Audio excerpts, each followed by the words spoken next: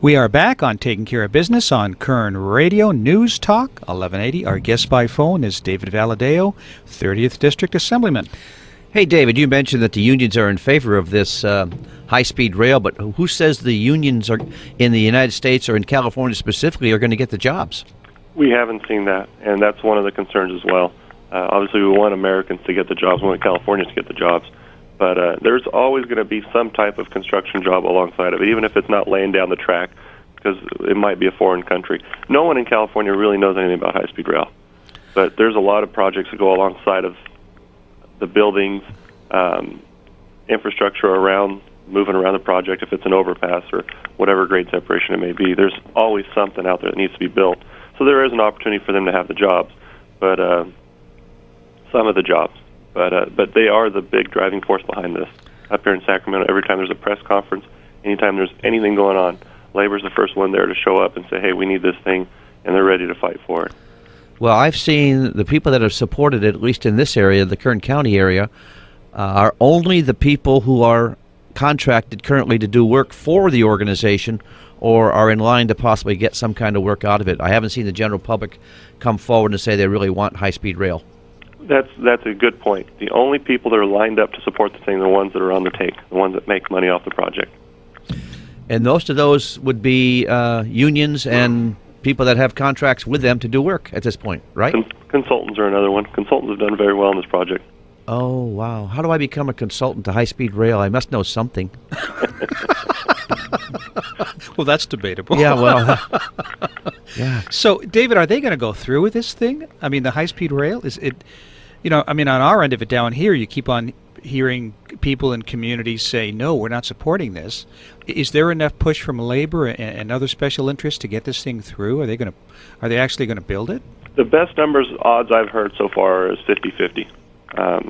In my personal opinion, I'd say it's 80-20 that they start building this thing. Are you serious? Yeah. Oh, no, there's $6 billion that they've got to spend, and that's enough to get that first 130 miles, and that does include anything rolling on top. No trains moving back and forth. All it is basically building the track, and no electrification for the cars. And the train to nowhere. Trains are built in... There is no train, so it's not a train to nowhere. It's tracks to nowhere. Tracks to nowhere. I love it. But when they get the train, won't they be built in Japan or China or somewhere? Well, there's different companies that are bidding on it, but we don't really know all that. From the best I can gather up here is their plans are about 15 to 20% drawn up, so no one even really knows much about it, even on the inside. They're rushing this thing forward because of that $3 billion that they threw out right before Election Day in 2010, and that's one of my biggest problems with this whole thing is we're rushing into this project in high gear because of $3 billion, and $3 billion is a lot of money, but on the overall project, it's 3% of their numbers. Yeah, that's incredible. 3%. So in other words, you're looking at 99 or $100 billion is what this thing's going to cost at this stage of the game. And the government never comes in at what they say they're going to come in. So Caltrans on a project, I think the average project for them is around $3 to $4 million, and they average about 40% over cost. Oh my God! So if they're 40% over cost, you're looking at $140 billion. And it's already been, I forget which group, if it was the LAO or Department of Finance, but one of them actually said that they would prefer Caltrans take over because they're a more efficient group than High Speed Rail Authority. So 40% is more efficient, and those are on small projects. I mean, to go over 40% on a $3 to $4 million project, but when you see a project of this size, I can see there's a lot of opportunity to go over on that one. I think that there's plenty of opportunity to restructure the roads and increase the highways and do all kinds of neat infrastructure work rather than building a high-speed rail. That would be my personal opinion, which really doesn't mean anything. Well, and you're 100% right. When we talk about private sector jobs, I mean, high-speed rail is an interesting concept, and I don't mind having the conversation about it someday in the future and looking at it. But when you talk about creating those private sector jobs, what do we need to create those jobs? We need to be able to transport goods. High-speed rail does not transport goods. I can't even imagine someone going to buy groceries on the high-speed rail because what they spend on that ticket when they get down to the grocery store, they can't afford to actually buy groceries. But if you have your roads, you have your airports, and you've got your normal rail transporting goods because you actually transport goods by air, by road, and by rail.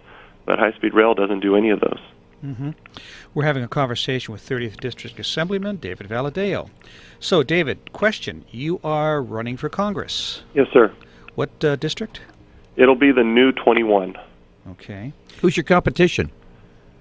As of right now, and we'll know more when the deadline closes, but as of right now, there's a guy by the name of John Hernandez out of Fresno who's running. He doesn't live in the district, and I don't know if he has any business in the district. Now, I know he's not in office as we speak. So, is he running as a Republican or a Democrat? Democrat. Okay.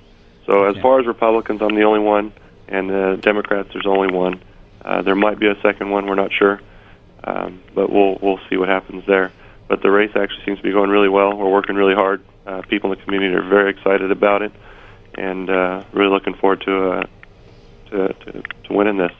Now, David, the obvious question is, I mean, you've done a good job in the Assembly for 2 years, but you've only been at this for 2 years. So what do you feel qualifies you and makes you ready to run for Congress after only 2 years in the Assembly?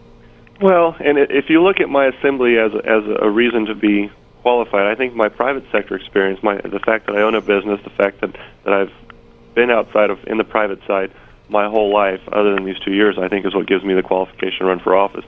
What we do in government, and what we're supposed to be doing in government is allowing the private sector to create jobs. And what we've got in government are people that know nothing about private sector trying to help us create jobs. And when you've never lived it or done it, how can you help, or how could you be any part of it?